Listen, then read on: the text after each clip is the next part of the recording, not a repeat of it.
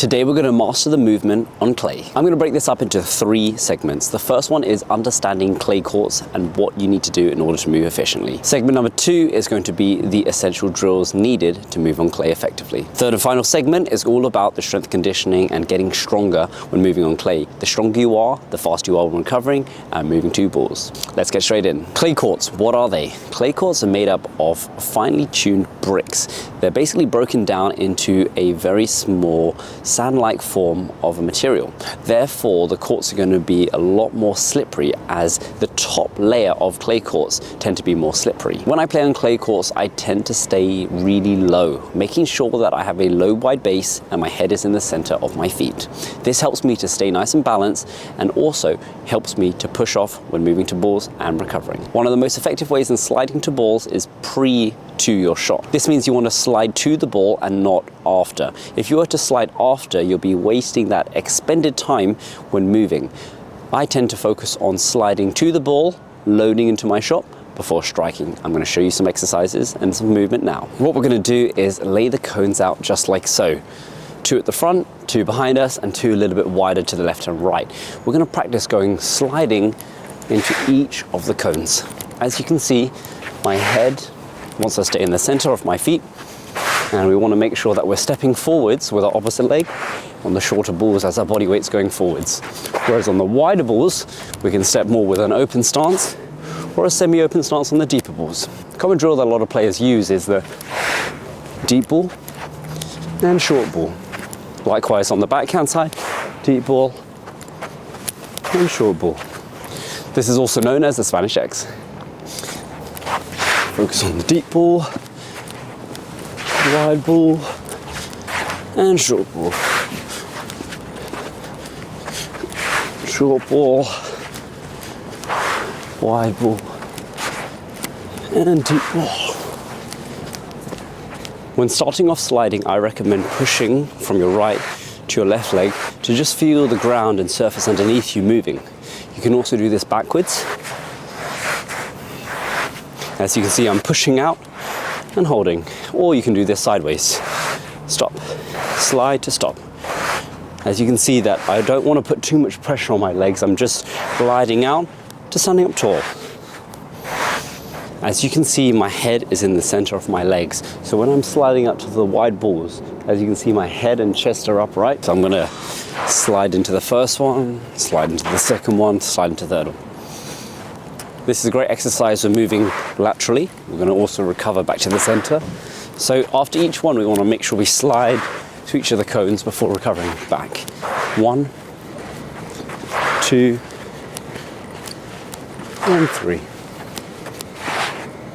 On the forehand, we're going to do the same. Slide out and hold. As you can see, my outside leg, once finished, we want that outside leg to cross back to the center. This is one of the most fastest ways to recover when moving in tennis. Cross step, side step, and back to the center. Let's do it again. Slide. Last one. Just like so.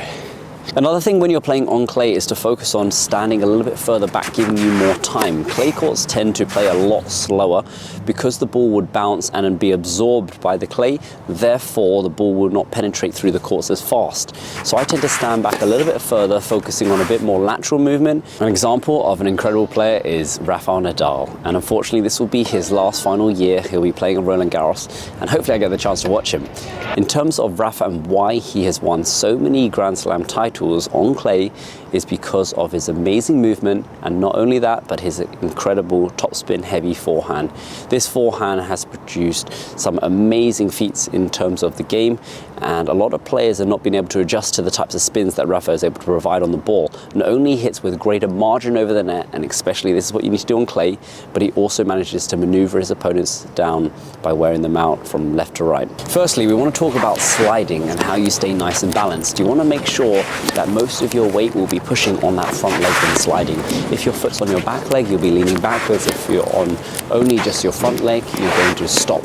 So you want to be a bit more evenly balanced, maybe about a 60-40 on the front leg, and you want to make sure that you have that low wide base, keeping the head in the center.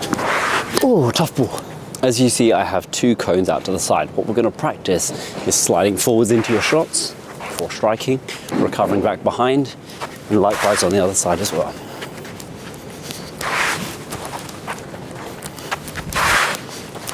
Likewise with the cones, you can also do the reverse. You can go deep on both sides as well. This is a great way for movement, staying nice and balanced. For the final segment, we're going to work on the strength and conditioning. This is very important in getting stronger when moving on the surface of clay. A lot of the movement tends to be lateral, meaning that you're moving side to side. And this makes up for 70% of movement in tennis. Even more so on clay in particular, because you're standing quite far back and you tend to defend and move more left to right. The first exercise that I would recommend you guys doing is the lateral band walks. These are going to strengthen your outside muscles in your legs and getting a little bit stronger when you're staying lower to the ground. I recommend 3 sets for about 15 reps to the left and 15 reps to the right. In my hands, I have a resistance band. Be sure to get them at G's Fitness. With a resistance band, we're going to start with some lateral steps. Place the bands roughly around your calves. And what we're going to do is we're going to be in a low Y position, stepping out, making sure as we're walking down, making sure as we're doing our lateral steps, we're trying to keep our head and body in an upright position. 15 reps to the left, 15 reps to the right. You're going to feel a burn in the glutes and the out muscles. For the second exercise, I recommend doing lateral hops, or sometimes people call these speed skaters. This is when you're pushing from your left leg to your right leg when moving laterally, as again, tennis is a lateral sport, so you need to make sure that we're getting a lot stronger on our single leg. In other videos I've made, you may have noticed that I do a lot of single leg exercises, as this is very important in tennis, because tennis you practice and do a lot of your shots unilaterally, so you need to get stronger on your singular legs. You don't want any weaknesses in either of the legs. Weight on the right leg, left hand up. When you jump and land laterally, you're going to switch with your hands just like so. Start nice and slow so you can build the confidence and get comfortable with switching and also staying on a single leg, and then you're going to go a little bit faster. We're going to go about 16 reps, 8 on each leg, 3 sets. For a bonus exercise, we're going to work on the drop shots and making sure that we slide into them with gentle feel and touch. Legs are burning, let's do it. You can make it harder than that, let's go. If I'm going to make them. That's it.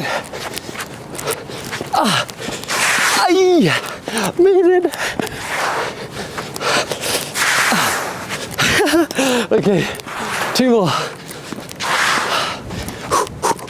Match point. I hope you enjoyed the video on clay court movement. Personally, when I'm moving on clay and when I first started, I found it very difficult when moving and sliding. The courts are very slippery and you fall off balance. So these exercises and the various strength conditioning exercises are going to help you to improve your clay court game. Hope you guys enjoyed the video, and be sure to subscribe and stay tuned for more videos to come.